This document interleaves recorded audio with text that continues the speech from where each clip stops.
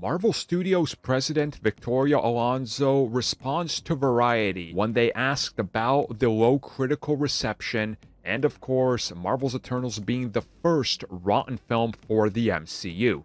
And she has an interesting answer that I'm going to point out that this answer will cause a lot of, well, the same thing it always causes.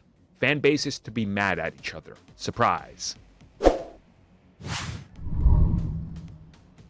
So this comes directly from Victoria Alonso. Now, for those of you that have been around for a while, you know she's been involved with Marvel for the better part of 2 decades and will, in fact, be a major part of Marvel Studios moving forward still. She's not going anywhere.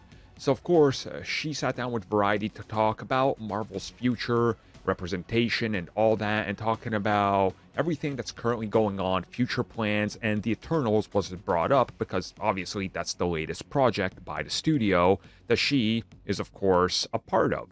So she was asked just outright about the critics because they're not liking it. More critics, as a matter of fact, didn't like it than did, and it has a Rotten Tomatoes score of, last I checked when I refreshed, 46.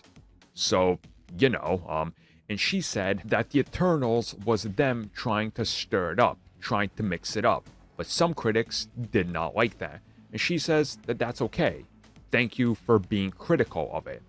And thank you for worrying about us.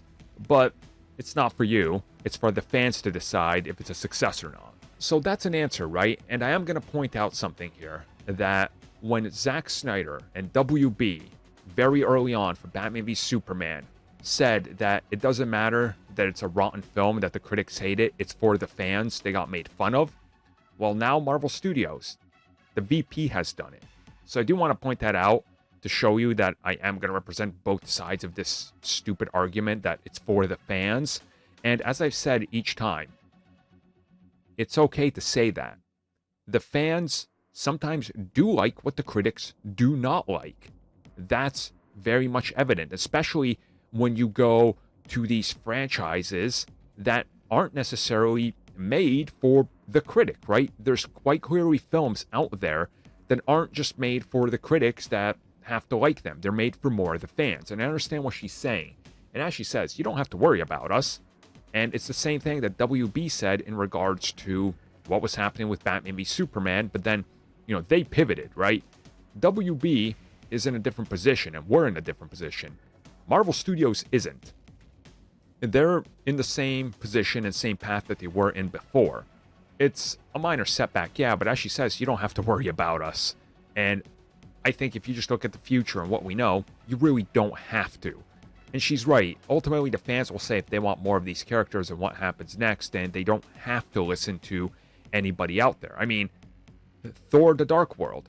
How did that not end the Thor franchise? It certainly wasn't a highly rated film. It didn't bring in as much money as other films in the franchise, or even the first Thor film or Captain America: The First Avenger. But again, they figured out the problems and fixed them. So that's what she's kind of saying here. It's like, thanks for worrying about us, but this is for the fans, and the fans will tell us if they want more of these characters, and we'll see what happens. And you know, they're not just going to pretend Eternals didn't happen. So I get it. I get what she's saying. It's the WB answer, and it's the smart answer because it's the proper PR answer.